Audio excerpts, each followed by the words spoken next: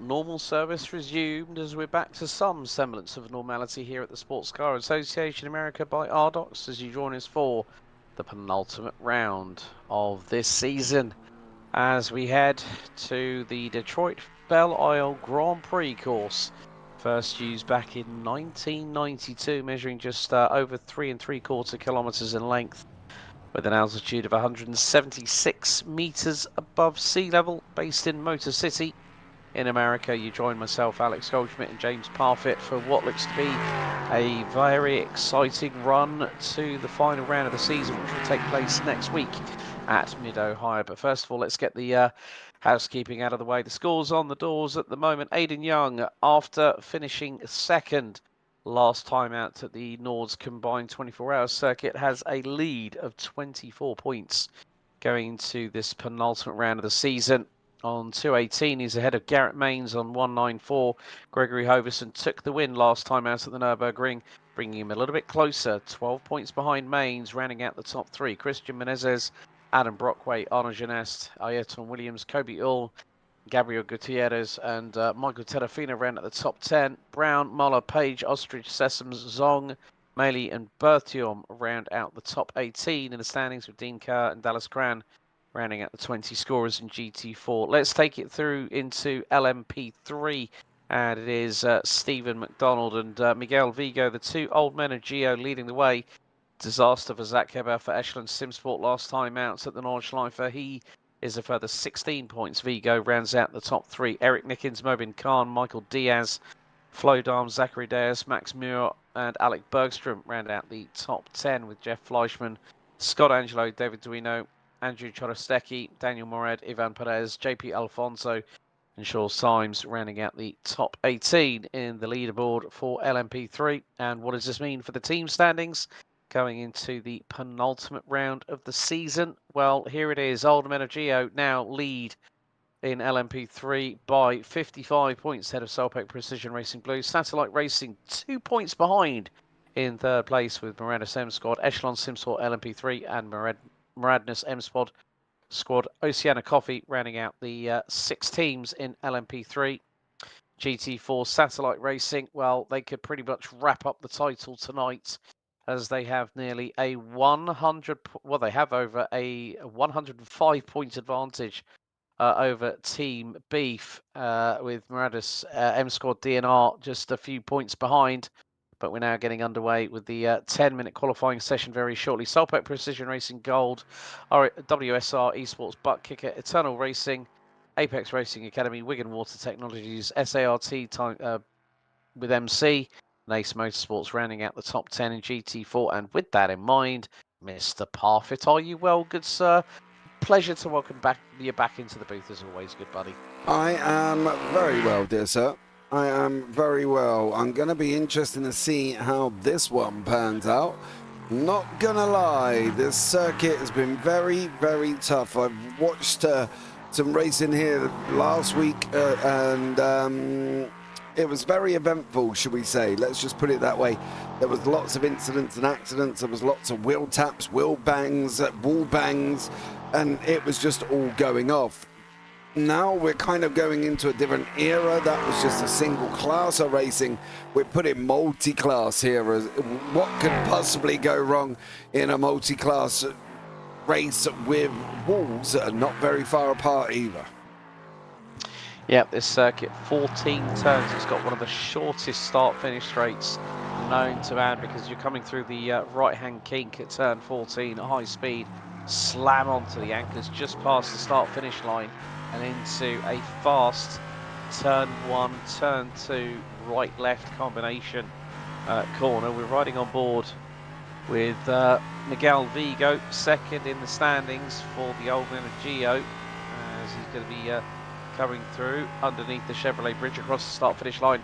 Down from 5th gear, he's going to put it to 4th now through. Look at the speed he's carrying through this bumpy undulation, and then a little bit of track surface change to boot as well.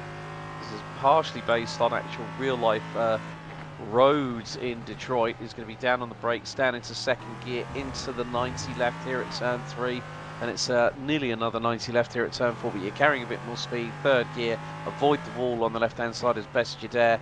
Into the left here at 5, then it's the 90 right at 6, and then you've got this long run. It's not exactly a straightaway, but you are building speed heading down into turn number 7, where you're going to break the timing beam to conclude sector 3. Into the left underneath the Corvette bridge, then it's going to be on the anchors down to second gear. Avoid, try not to hit too much of the curb on the left hand side through 7, now into 8, and then it's going to be a fast succession of corners into 9, into 10, underneath the Continental Bridge, into the right hander here at 11, and then it's power out on the way down towards turn 12.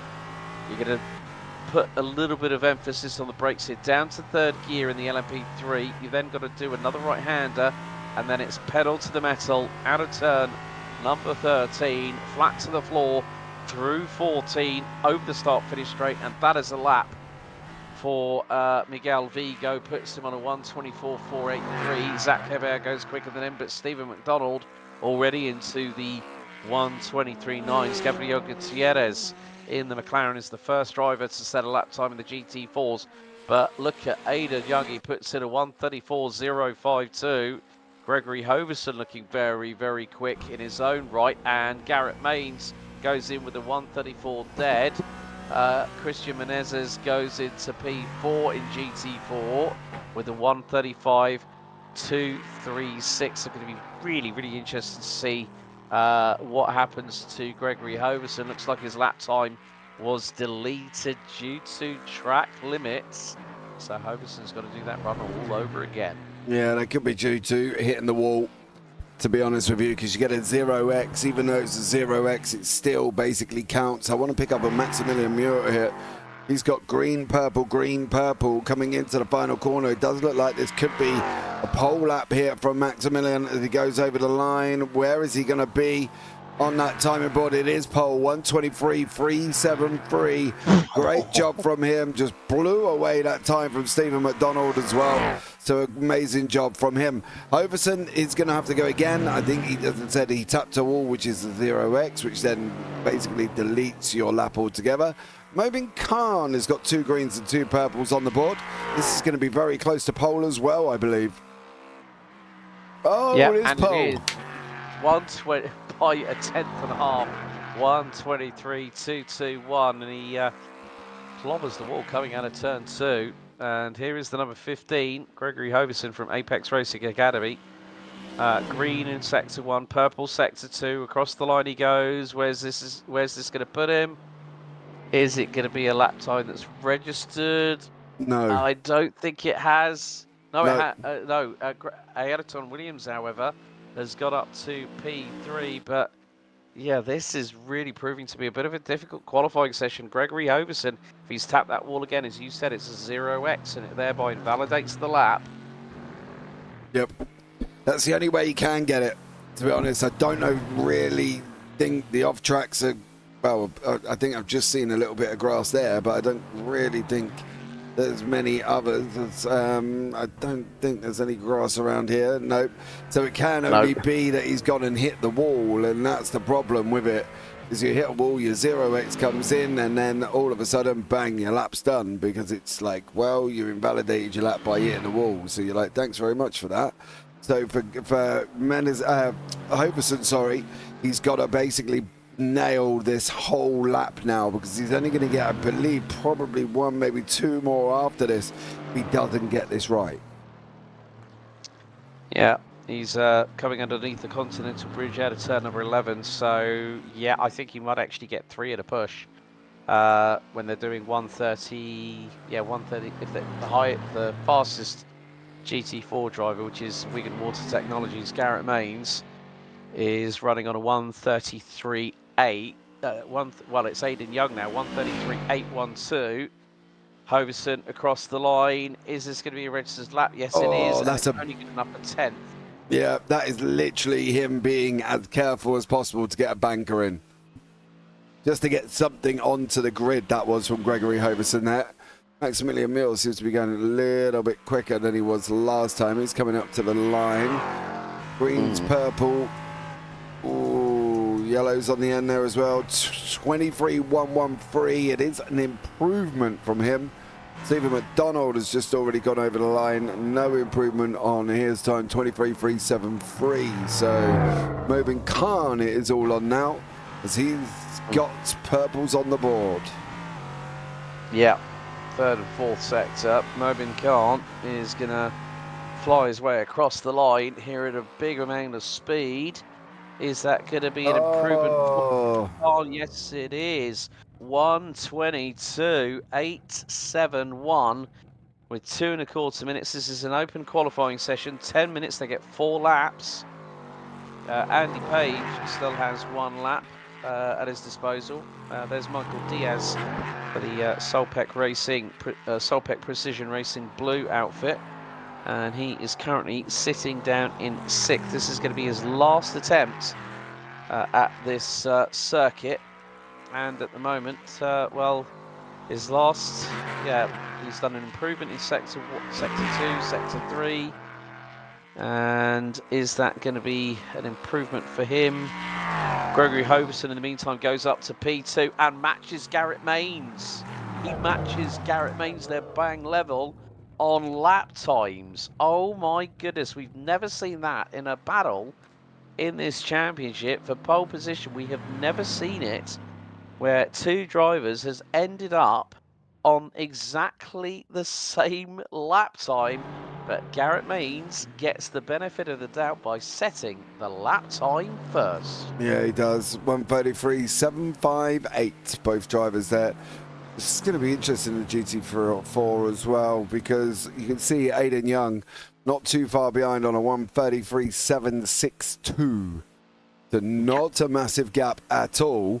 And then we've got about 1.2 seconds down to Ayrton Williams, Christian Menezes as well. So they're going to be dropping. They're going to probably be a front 3 fight and then maybe the rest. But as we know here, anything can happen. So it could literally be anything could happen. One of them could spin at the front and cause mass drama, and then everybody else goes through. So, you know, I'm not counting me chickens yet. No, unlike the Sky Sports Italia commentators on Formula 2 at Monte Carlo last weekend. I know my chickens, I think was the English phrase that was said on their commentary. But we are coming down to the final few seconds, as here is Roy Brown. He's due to, well, he's slowing down. I think he's going to call it time. Pulls into the pit lane. Aiden Young is still out there. But he's going to call it to an end, and that is the qualifying session for round 9 here at Detroit Belle Isle Grand Prix course. So we do have a grid assembled. It's going to be Mobin Khan from Satellite Racing with Solpec's Precision Racing Blues, Maximilian Muir on the front row. It's the 2 old men of Gio, Vigo ahead of McDonald on row 2. With Diaz and Hebert on row 3. Eric Nickens and pole sitter Garrett Mains on row 4. Gregory Hoverson and Aiden Young round out the top 10, and also the top 3 in GT4 with the pair of the Satellite Racing pair of Ayrton Williams and Christian Menezes rounding out row number 6. Jerome Berthiaume, Joseph Malley, Roy Brown, Gabriel Gutierrez, Andy Page, Adam Ostrich and Peter Muller. And Muller not setting a lap time in that session, as the Porsche pace car has the field just behind it. They are going to start them for just before, just coming out from the Corvette bridge here, JP. And of course, we've said about these walls, proximity is going to be a real worry for all these drivers over the course of the 35 minutes.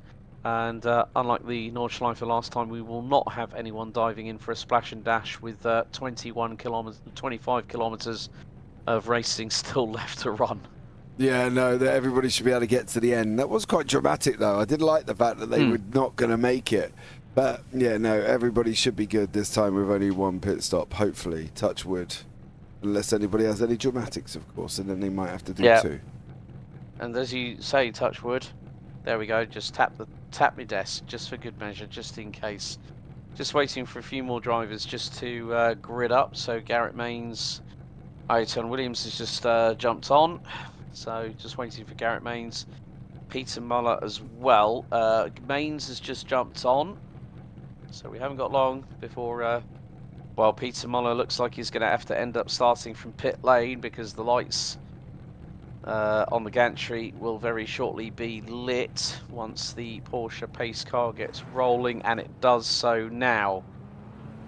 The interesting thing is that I think with the way that the championships are at the moment here, JP, that we're not going to decide our champions until the next round at the full course of Mid-Ohio when it comes to the driver's side of things, because as we both know, anything can happen with the proximity of the walls. Even though the fact that we've seen how dominant Aidan Young has been, we've seen how dominant Stephen McDonald has been in the respective classes, but it is a case of not making a mistake in this penultimate round of the season. It all comes down to this moment as to who is going to have their eyeballs on stalks, who is going to make sure that they cross every T, dot every I, as the tension now builds ahead of what will be an interesting start here at Detroit Belle Isle. The pace car is in the pit lane.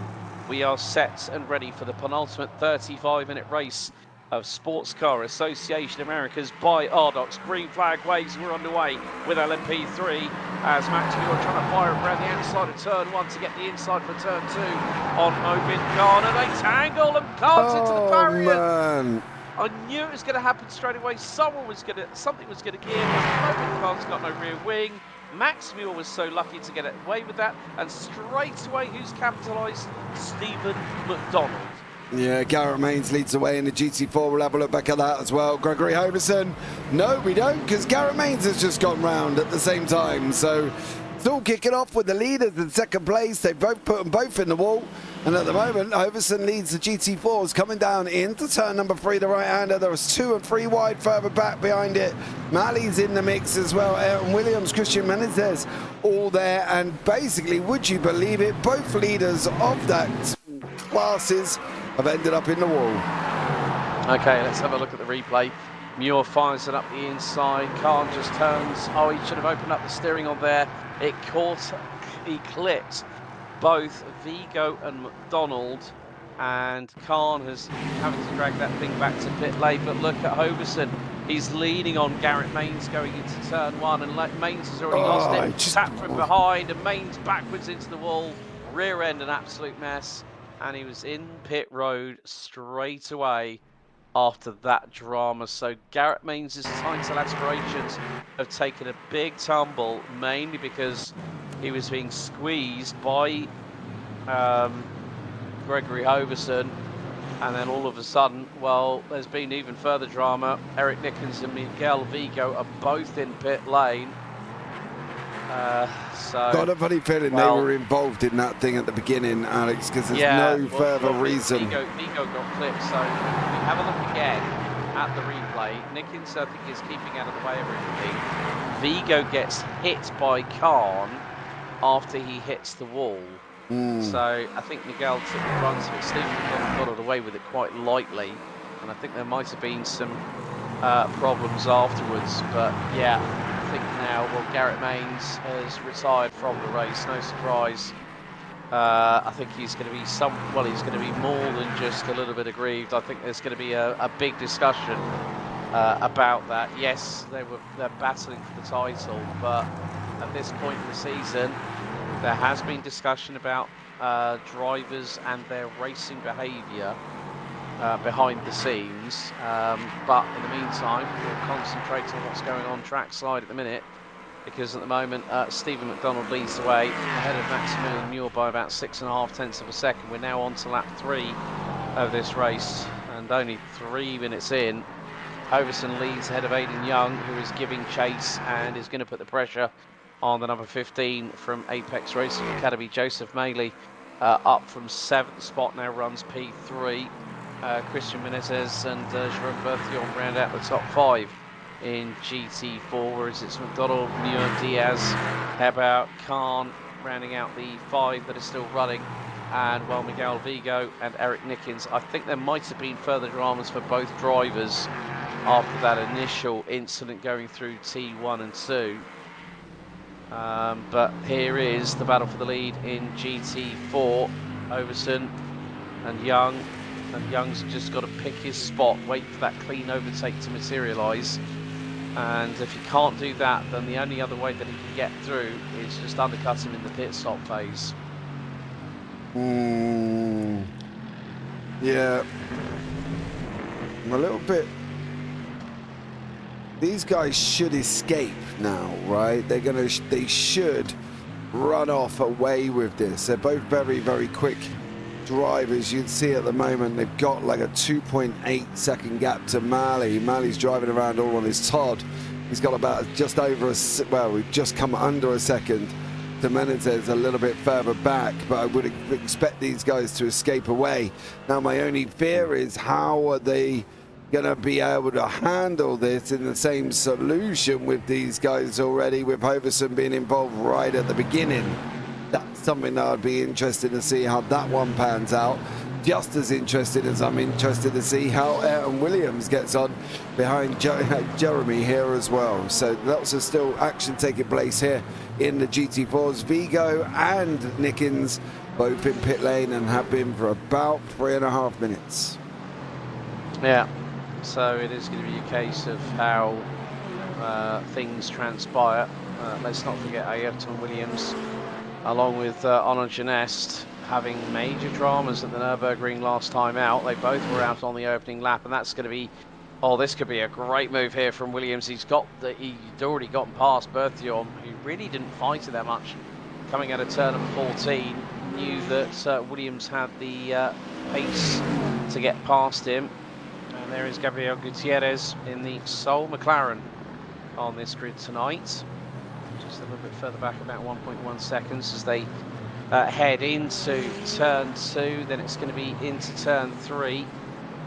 Quite a quick succession of corners. You can raise the wall ever so slightly, but you don't want to clip it too hard, because otherwise you're going to be more than scraping the paint off of the wheel arches. You're going to basically be knocking out the alignment and potentially ending up with 3 wheels on that wagon. I've seen it before. I did I think 2 years ago, it was a 4-hour enduro race. We had GT3s, GT4s, and at times it was an absolute mess where some people just got it completely wrong. With the faster closing traffic we're trying to overtake, and then the GT4s would have a battle on their own. Then all heavens to Betsy went wrong all of a sudden. Yeah, been there, seen that, done that, and I'm not surprised it happened, to be blatantly honest. And but this is one of the makeup of this circuit, isn't it? This is the thing. You know, I've seen a race at the new Detroit circuit. I don't know if you've seen that in conjunction with this one, and well, it was very, very interesting indeed. In fact, it was scary just how tight that one. You see, Hoverson was more than grazing the wall. He was sliding across it, and Aiden Young has got his nose ahead, but he's gonna. Oh, yeah, that was. I think he had no other alternative but to back out of it. Meantime, well, Menezes just gets through on Melee at the same point, and gets the move done for P3, and you can just see that now. Williams is seems to be, in terms of the driving style, a little bit more calmer than what Menezes is showing in the sister satellite racing Aston Martin.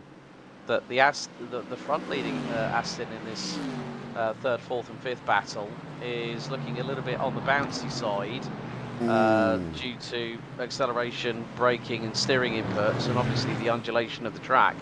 But as I say that, Williams gets a little bit of a snap-on to the right rear of the car.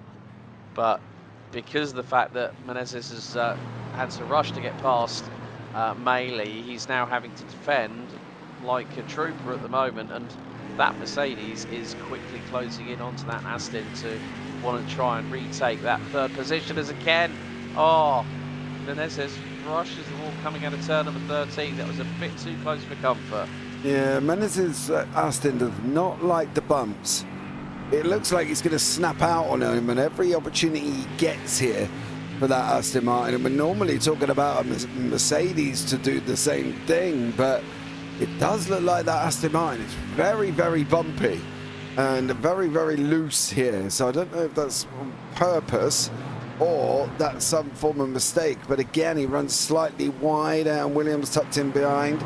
Again, he gets very, very close to the wall. He's coping with it. You just see how hard it's bouncing around at the moment for Christian Menezes. And I think probably, I don't know if it's really going to see, we're going to see some of it, but again, you can just see how much he's shifting and moving the wheel around. He's working hard in that car. 9 minutes coming into nearly 10 minutes gone. And then we've got 25 to go. Khan is now in pit lane. That's no drama. He's entered in there on his own. And he has been in, well, he's in the box at the moment for about 5 seconds. Yeah. I wonder if he was still opting to carry on with no rear wing on that Ligier LMP3 car, as still we see the hard work being put behind the wheel of Christian Menezes, as he's still, well, he's managed to gap mainly by about 1.4 seconds. Is now, that's the reason. Oh dear, this is where we see the crossover point. LMP3 is now catching and passing GT4 cars. Michael Diaz is now trying to get through. Here is, Zach Kebau trying to go around the outside of the two, battling over the ball. Oh, how close did you want to make that, Zach Kebau? Yeah. Oh my goodness me, just behind the needle. He went, right, okay, hold my cause light, and just went for it. Meantime, Williams switches to the outside of Ailey into turn 2. Is he going to make the move stick? He does. Great work there by the number 55 Satellite Racing Aston Martin.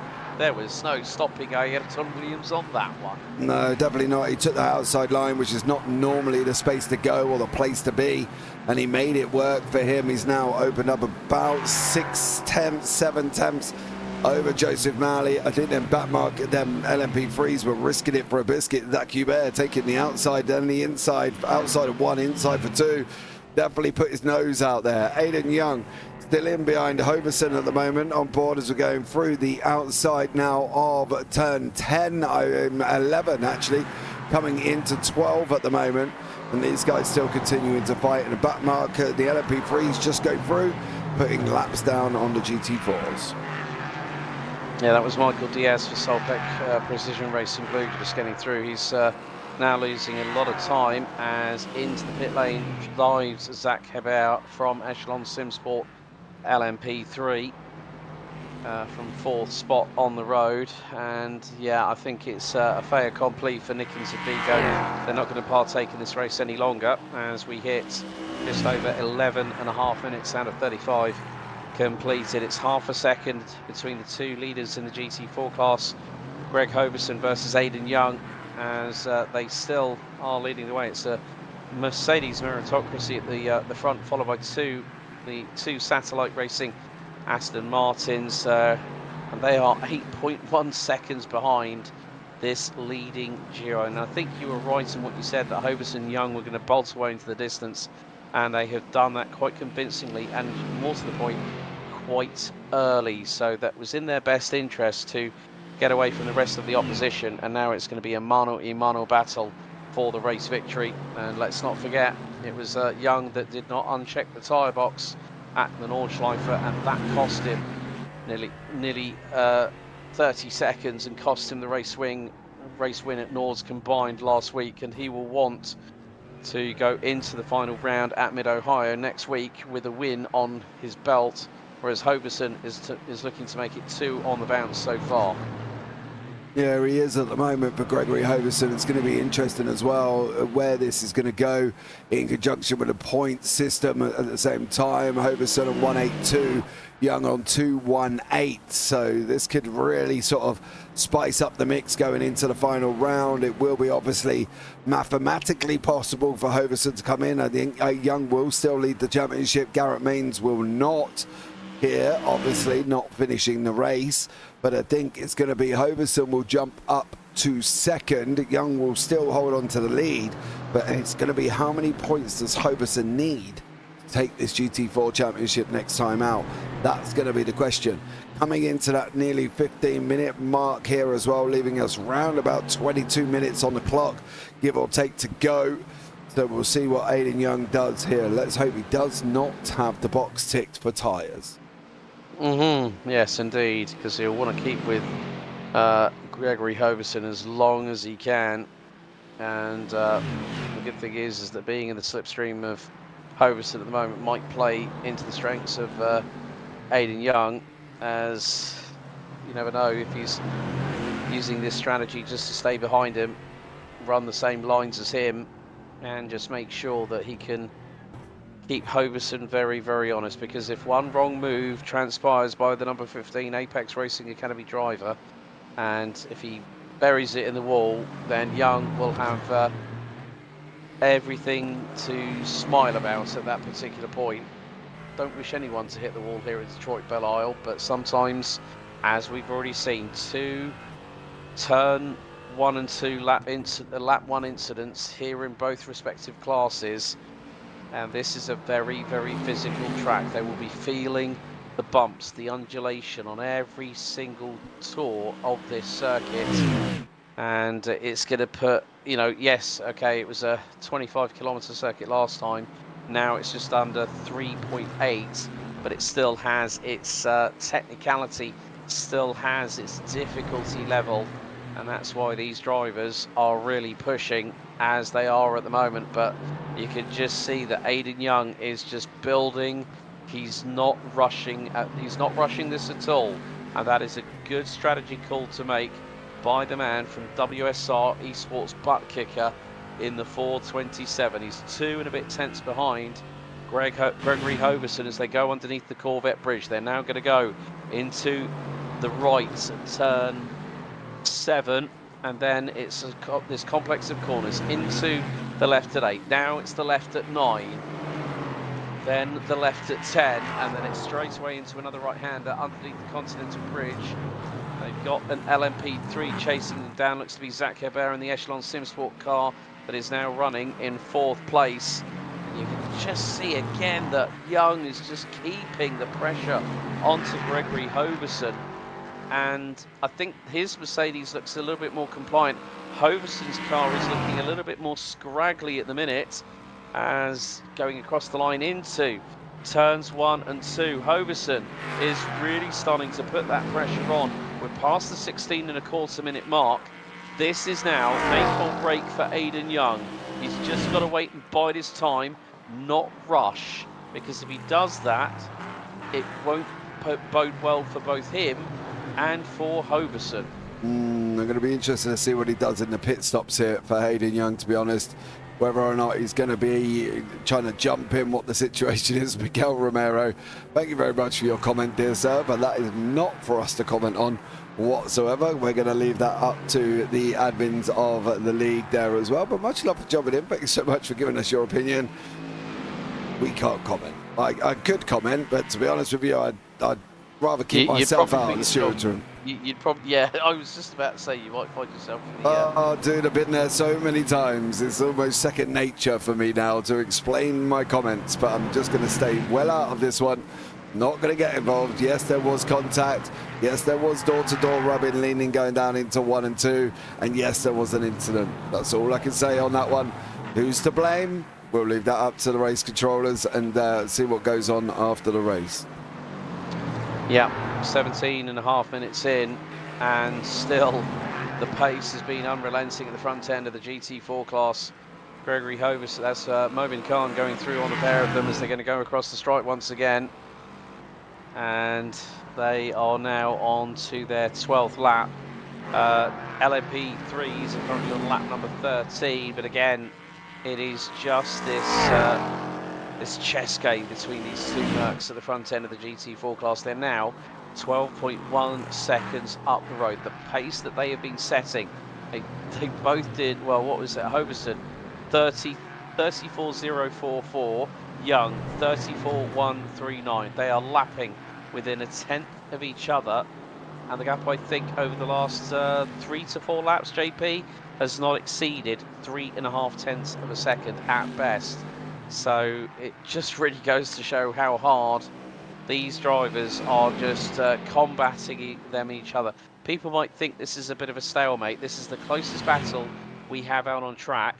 Meantime, behind this, the two satellite cars are within half a second of each other. Menezes just ahead of Williams. And then further back, Berthiaume versus Gutierrez, 8.5 tenths of a second apart for P5 in GT4. So GT4 is where the action is really happening at the moment. We're going to have an incident here. Oh, now was that Joseph Maley? It was in the number 99. He tangles the wall once, he tangles with it again. That's probably broken the right rear suspension and he's put it into pit lane.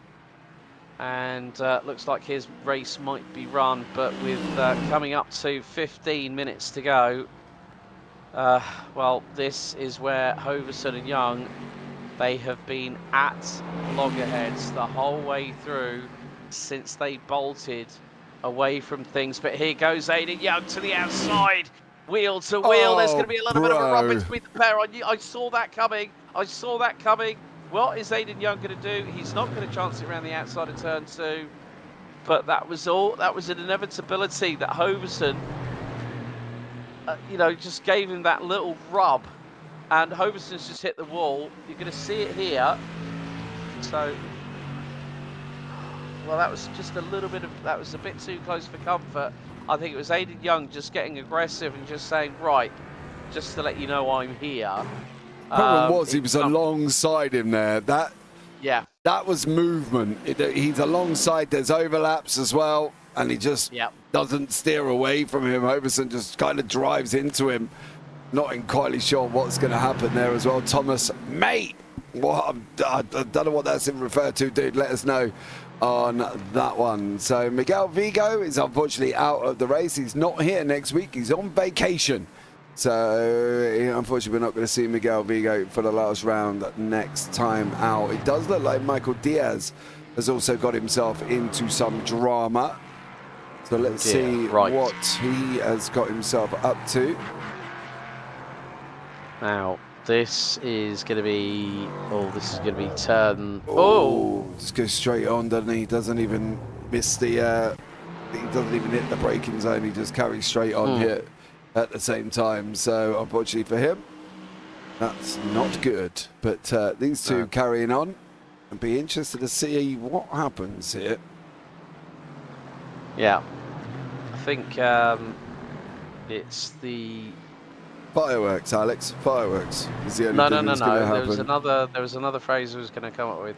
It's the unstoppable force. That's Aiden Young versus the immovable object. That's Gregory Hoverson. And Hoverson, that back end was a little bit loose heading into turn 6 on the number 15 Apex Racing Academy car. We are coming up to we're coming up to about 13 minutes left to run in this race. And there has been no quarter given between these two, and I think it's going to come down to the pit stop phase. Whoever is down off their jacks quickest is going to be the one that's going to profit big time, and it's going to be dependent on when they decide to pit, because they have been at again. I mean, Hoverson's last lap 34.609, 34.754 for Young. And now they're going to be coming out of turn 13 on the run down to the start-finish straight. They have not. They've both decided to carry on for another lap, so they go on to their 15th lap. I think that is. I think that's Max Muir, the overall leader, catching them up, and he's going to put them down another lap, and he's going to get through. Yep. So it was the 11 for Solpec Precision Racing, and he's got a lead of 20.5 seconds over Stephen McDonald. But yeah, I mean so Gutierrez and Page are pitted from GT4, so I would say we could see some more imminent pit stops happening. But the biggest question that we need answering is that who out of these two is going to blink first? Because Young now has gotten in the slipstream coming out of turn 6. They're running their way down to turn 7. What's Young possibly going to do here? Underneath the Corvette bridge, stays in the wheel tracks at the moment. gap is still about 3/10. I think they're going to cover each other off. That Hoverson will dive into pit lane at some point, whether it's this lap or the next, and Young will quickly follow, or someone is going to blink first and decide, well, let's chance it. Let's see how the dice get rolled and whether we get Snake Eyes or lucky number 7.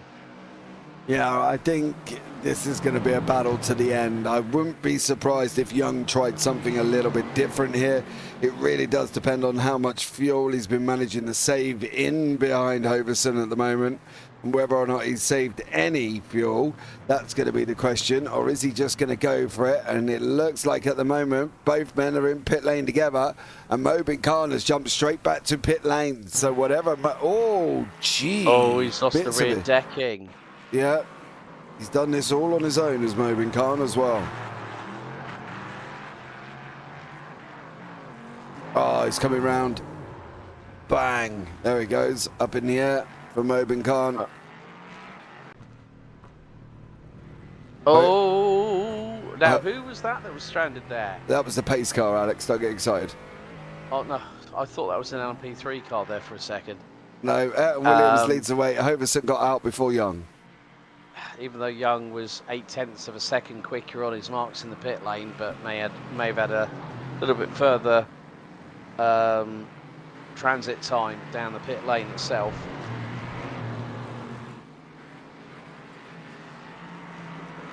Then we've got, well, there has been a change for third at the moment. Zach Hebert ahead of Michael Diaz for P3 and LMP3 as they're coming up to the drivers that will effectively become the de facto leaders once the pit stop phases have been carried out. Ayrton Williams for Satellite Racing still out there on track as we are into the final 10 minutes of this race, the penultimate round here at Detroit Belle Isle Grand Prix course, and it's an absolute dogfight for third and fourth in LMP3 as what's just happened to Zach Hebert there? Stephen McDonald has retaken the lead from Maximilian Muir. Zach Hebert has gone. Oh, he's disconnected, I think, possibly from the server. Yeah, he just all of a sudden went goodbye. Yeah, watch the purple. There he goes, and that's it. Oh, that's a bit of a shame there for Zach with about 9 minutes to go on the clock. So it does still say Zach's in and around him at the moment, but I think Zach's out. Zach is out at this current time. Yeah. Oh, Michael Diaz went ski mode Night Rider style just then. Walloped the curve, 2 wheels in the air. Two Aston Martins back together. Yep, so Williams behind Menezes in the battle of the Satellite Racing Aston Martins. And Aidan Young is starting to close that gap back to Gregory Hoverson for the race lead in GT4s as we head into what will be the final 8 minutes of this race and of the penultimate round of this season of Sportscar Association Americas by RDocs. Yeah, we can see. How close did Ayrton Williams get to the wall on the right hand side there, going through 6? Yeah, he got in very, very close. Hoverson has got a second, did have a second gap. It's now down to 4 tenths here. So he's going to be still in front, but it's still going to give Young a sniff going into this final few minutes. Yeah, and in the meantime, Stephen McDonald is 3.3 seconds up the road and is moments away from another victory, which will add to his tally, and that will probably, I think, provisionally wrap up the LMP3 title, I would say, with the round to go. I mean, Miguel Vigo not being with us next week. Miguel, thank you so much for taking part. Hopefully we see you next season. But yeah, Stephen McDonald, the run of form that he's had for the old man of Geo has been absolutely exemplary. Meantime, Hoverson, I'm not too sure if that back end stepped out to the left hand side going through the curbing just a second ago, but he's really having to hustle this car around, whereas Aidan Young is, you can see that in terms of the body roll differences between the two cars, Hoverson seems to be a little bit more unstable in comparison with Young, who's just trying to keep Hoverson, as I said earlier on, very, very honest, and is just waiting for a mistake for the number 15 to transpire, and then have his opportunity to get through, go for the race, take the race lead, and then go on for the W. Yeah, but we've got the same, haven't we? We've seen the same in the two Aston Martins as well. With Christian Menezes, his body roll looks a lot worse than Ayrton Williams' does, but he's still managing to open up gaps and pull away from him. And it's the same with these two here.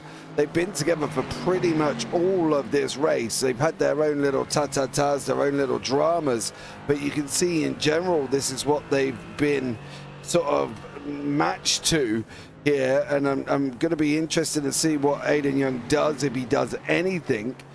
What is it going to be, and how is this going to work out on the overtake? Is there going to be an overlap? Is there going to be an incident? Is there going to be a crash? Thomas says they should keep doing this in the lead of the race. I don't really know if we wish this out, because you and I both know, Thomas, how is this going to turn out? No, I want to see a clean move, a last minute dive that's clean and is well timed. That's what Aiden Young really has to do, and now he knows that time is ticking away, coming into the final 5 minutes of the race, and Max Muir has just put in the fastest lap of the race, a 1:22.260, and he was nearly 1.5 seconds quicker than Stephen McDonald. So Max Muir, who put it on, who was at one point going to be on pole position, and that just goes to show how quickly things can change. McDonald started 4th, and it was Mobin Khan that put it on pole position this time around, but early dramas for the satellite racing driver meant that his race came unstuck and went Pitong very, very quickly. Aiden Young now within that 2.5 tenths of a second window, as they're going to come out of the final corner here at turn number 14. Young's got a real good chance. He's teeing it up nicely. A 1/10.5 as they go across the line into turn 1. Young really on the back bumper of Hoverson through into 2. And again, it is just nip and tuck. You cannot tell what is going to happen next as we head into the final 4 minutes. Young to the outside. Hoverson trying to cover him off going into the right-hander at 3, and still manages to hold on to that race lead. I think it's just basically that Young's got to be right up his exhaust pipe and beyond to try and get the move done on Gregory Hoverson, because Hoverson has done a really good defensive job on Young, even though there has been a little bit of a ta-ta-ta just before the pit stop phase. But it's, you know, Young manages to close in these longer stretches, whereas Hoverson is punching that dirty, you know, punching the hole through into that dirty air. Young is able to take advantage by having an additional few kilometers an hour at his disposal, by not having to put the throttle down too hard in comparison with the man in front. Yeah, that's the thing. Young's got to try and stay with him, and it's this section here where he knows he's got to tuck in right behind him at the moment. Coming into 12, 13 for that run down into 14 and down into 1 over the line. He's got to stay at least remotely close to get a run out of turn 2, or 2 and 3, I should say, to be able to make the move down into turns down into turn 3, sorry. He needs to make that run close enough to be able to get that move done, and at the moment he's not managing to stay close enough. He does look like he gets a better run out, but at the moment he just cannot make this move in general. So we're going to keep an eye on how he gets on here. In the back, that's the leader of the LMP3s behind us. I believe that's Stephen McDonald, so he's going to be putting a lap on these guys again. Yeah. So we are coming down to the final couple of minutes. This battle has been literally pretty much the same from the moment that Hoverson and Young bolted after lap 2. They have been inseparable. They've got a 19.2 second advantage over Christian Menezes, who is the best of the rest in the GT4 classification. Aiden Young within 0.13 of a second. He's going to dive to the inside. Oh, it's going to be wheel to wheel. And is this going to give him the overrun that he needs? Greg. Oh no, there's a tag. There's a tag between the two. Contact between the pair. Oh, dude, that is...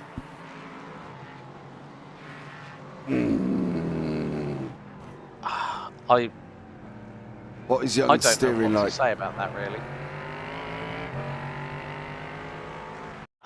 Okay, well... So, Aiden dives to the inside, bumps over the curb, he's at least half... He's a car length ahead, and he's going to turn in. Hoverson missed the apex as well. We're going to leave that one. I'm definitely going to leave that one to race control. I do not want to have to, you know. I think at the end of it all, it is the case that, you know, Aiden Young saw an opening and he went for it, and the door was open wide, wasn't it? Mm-hmm. No, it definitely was. But however, it did. He come from a long way back. Let's just put it that way. But that's the thing, when you're going to try and go for a move like that, you're gonna lick the stamp and send it and give it your all.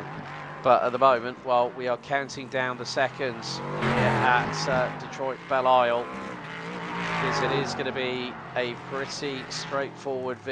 It's been pretty much a run from a difficult qualifying for Stephen McDonald. The timer hit 0. There is Max Muir in the background, but it's going to be out of the final couple of corners. Through turn 13 he goes, and at full velocity it's going to be Stephen McDonald, who is 1 win away from the title. I think he might have pretty much wrapped it up on this particular occasion, but it is going to be a run to the line between the two main protagonists in GT4, and it is going to be a run to the line. It could be a possible photo finish through out of turn number 14. Aiden Young is going to pick up the victory over Gregory Hoverson by just under a 1/10.5 after a dramatic final lap, and even with, you could see the right rear of Aiden Young's car heavily crumpled.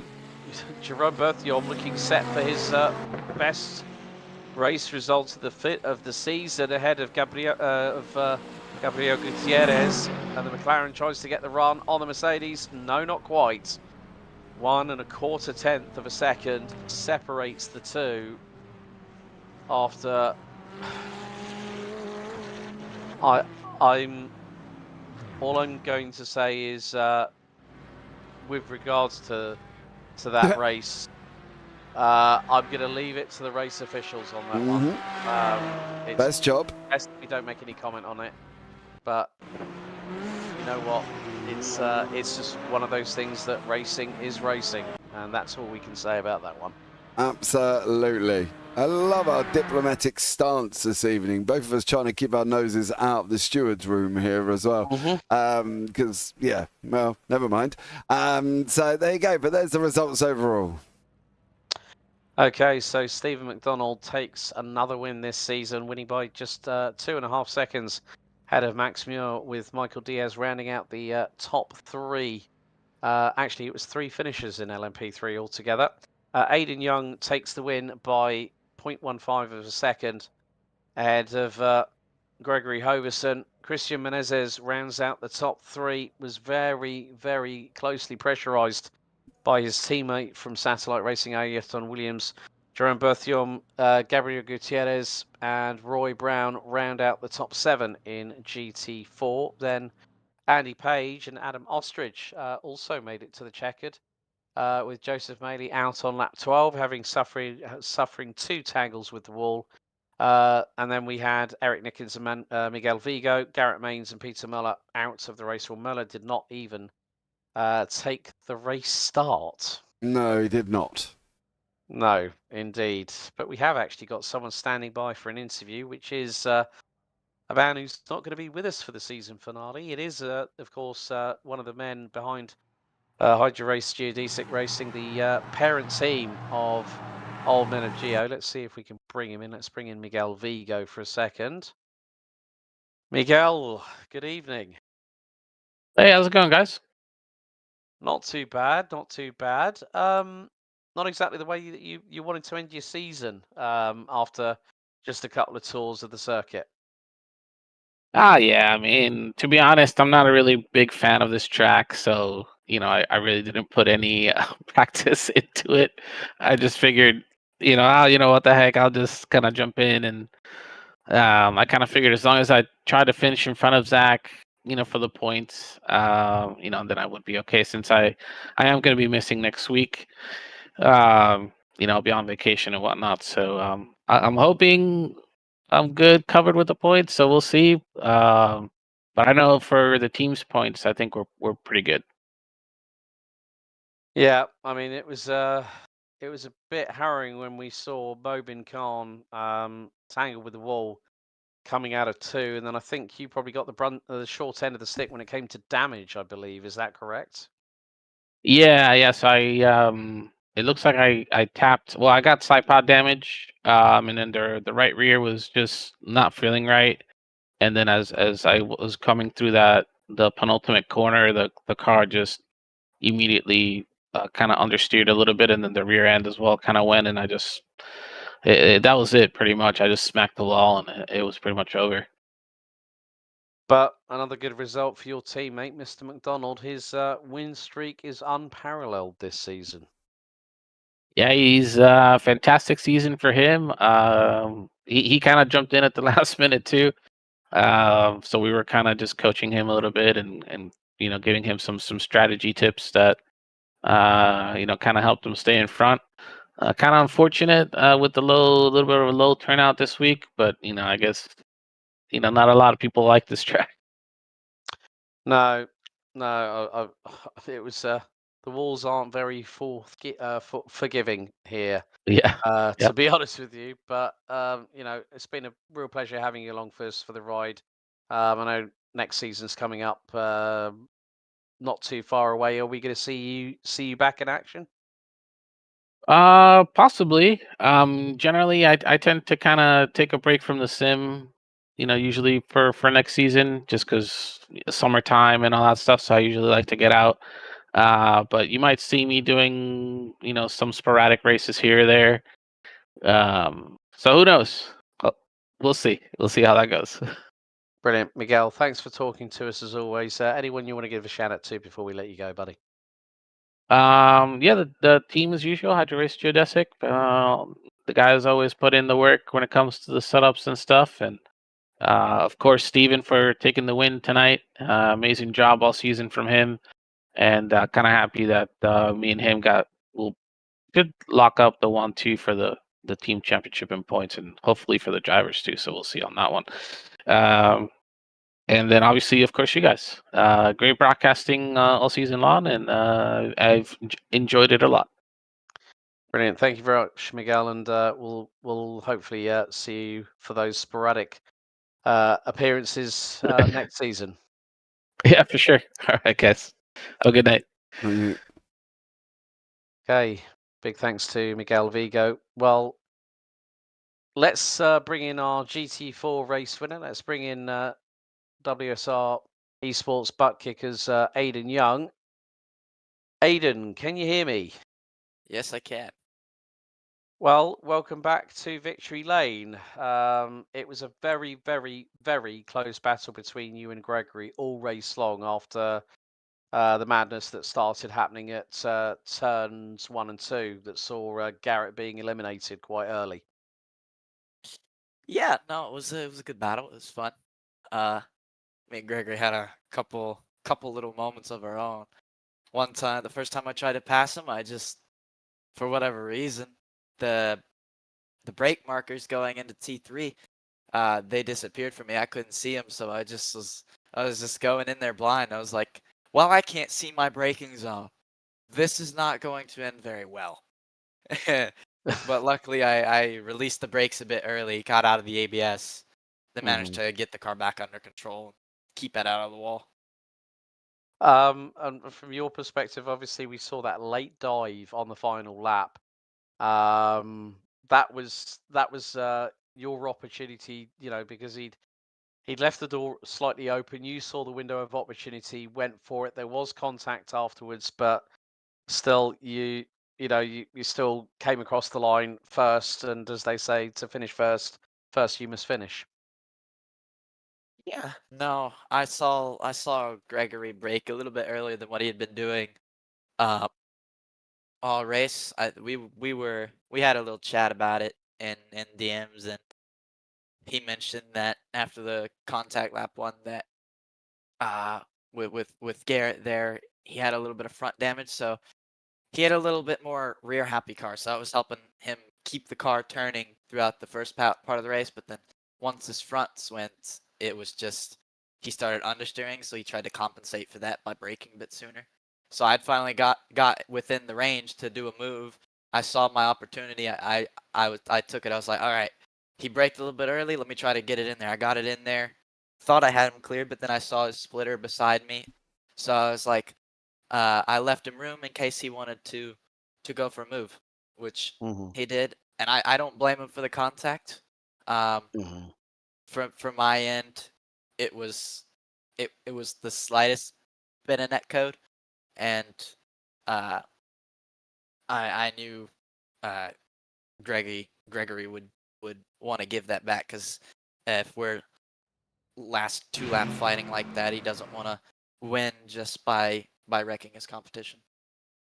No, but I mean, it was an enthralling battle. You guys were keeping us guessing, and it was a thoroughly entertaining battle. That's all I can say about that. But obviously, after what happened at the Nürburgring Nordschleife last week, to be back on victory lane, we've got one more round to go. Mid Ohio next week.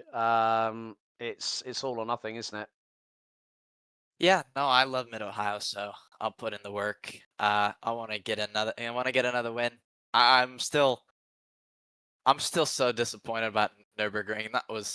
That was a free win, but when I went into the pits the second time, I had my tires on check, but I got the iRacing tire bug, so that was extremely frustrating. And if I could go back and made sure I double checked for the bug before the pit stop, I would have went in and then saw my tires were checked and unchecked them. But you can't go back in time. You can't change that. It is what it is.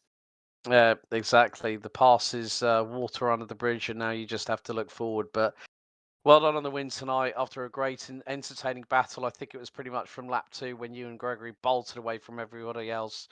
You guys finished about 15 seconds up the road, I believe, by the checkered.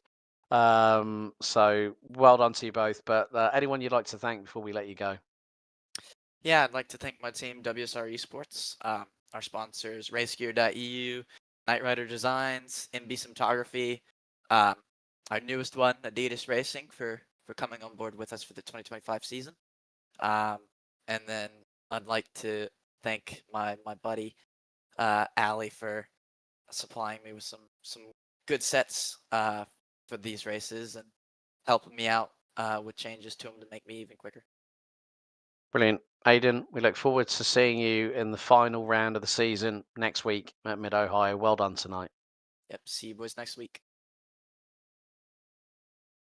So a big thank you to Aidan Young. We've got time for one more interview. Let's bring in the runner-up who fought all the way through to the checkered flag. We've got Apex Racing Academy's Gregory Hoverson with us. Gregory, finally good to be able to have an opportunity to chat with you. That was such a close battle all race long with you and Aidan. It was like we were guessing what was going to happen, and the fireworks happened on the final lap. Yeah, it was good. Honestly, I enjoyed it. I think this will be my second ever race here at Belle Isle. The first one would have been either a GT Sprint, I don't know, 2-3 years ago already, in the GT3 cars. But yeah, no, it was good fun. You have to take quite a bit of risk here. Honestly, feels like our own little mini Monaco, if you will. I know that might put some shame on Monaco, but the walls are the same. They don't move here, so.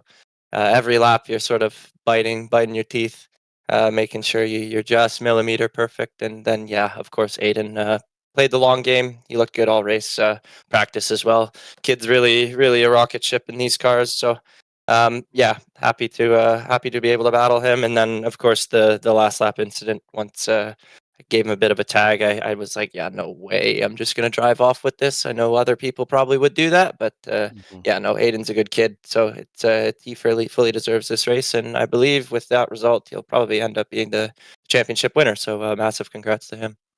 Yeah, he also explained to us that you were, obviously there was the tangle between yourself and Garrett coming out of turn 2 in the opening, Mhm. couple of corners. And he explained that you were suffering with some front end damage, which started to cause a bit of problems with the front end, a little bit of understeer, which meant that the front tires were being a bit more under duress. But you still did a fantastic job to keep that car in front of him for as long as you did. We were wondering when the move was going to be made, and then it was just the culmination of it wasn't a stalemate. It was like two modern day gladiators going at it tooth and nail, not giving an inch, not taking a mile, and you both gave us a real good show to showcase how competitive it is in the GT4 category here in SAA. Yeah, for sure. Yeah, the turn 1 incident with Garrett. Yeah, he doored me pretty good on entry into 1, and then he very much overshot the corner, which then made him have to park it in turn 2, which I was fully off the gas already by the time we made contact. So it's pretty tough when, somebody has to park it like that, but hey, it is what it is. It's racing. He's an oval guy. He knows all about the whole bump and run thing. So but yeah, no, regarding Aiden, like I said, kid's really, really rapid. He deserves this. And then yeah, the whole setup conversation. In practice, I was full loosey goosey, and then once I got that front end damage after T1, the car felt great, and then partway through, became very much front limited. And then, as you said, over time, that just keeps scrubbing the fronts, and it very much snowballs. And yeah, so had to brake a little bit earlier in a few places just to get the nose pointed, because I flirted with that. Where the place where he made the move, I flirted with that exit wall. I think every lap, probably hit it at least 3 times this race. So just wanted to make sure to keep the car in one bit. But he saw it as an opportunity, and like I said, full kudos to him. And then once the contact happened, yeah, there's no chance I win like that. So a redress was in order, that's for sure. Yeah. Well, we've got Mid-Ohio, the season finale next week, the full course. You looking forward to that one? No, honestly. I'm not the biggest fan of Mid-O, and it looks like the iRacing red flag hurricane condition rain is probably in the forecast, so that'll be fun. I'll probably end up testing 1 lap and getting annoyed, and then just showing up race day and seeing how we go. Brilliant. Well, Gregory, thanks for taking the time to speak to us in the post-race interview show. Anyone you'd like to give a shout out to before we let you go and enjoy the rest of your evening? Yeah, of course. Apex Racing Academy. They're top notch. The boys all throughout the team. We've been primarily focusing on the Nürburgring 24-hour coming up, so this is definitely taking a back seat. But the ARA shop docks, they're very good. They drive well as long as you don't have front end damage, But yeah, big thanks to the guys back at Apex. Brilliant, Gregory. Thanks very much for your time. We look forward to seeing you at the season finale next week at Mid-Ohio. Yeah, cheers. So that really wraps up our post-race interview show here on the JP Broadcasting Network for the penultimate round of the Sportscar Association Americas by RDocs at the Detroit Belle Isle Grand Prix course. James Parfitt, final words before we close off this broadcast, my friend. Well, both men were quite calm in the GT4s in the interview. So, fair play. Let's see what happens next week. Yeah, so before we close things off, there's plenty to watch on JPB over the course of the remainder of this week. We're going to have the J2 ICS Endurance Series Crown Jewel at Twin Ring Motegi. Radical Race Series UK and Ireland Season 2 Round 11 at Mount Panorama. The Novice Racer League returns Round 6 at the Hockenheim Ring.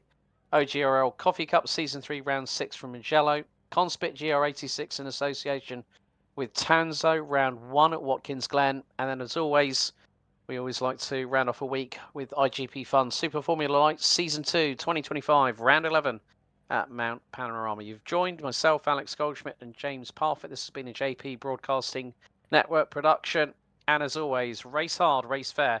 And if in doubt, we better go flat out. We'll see you next time. Thanks for watching. Goodbye for now.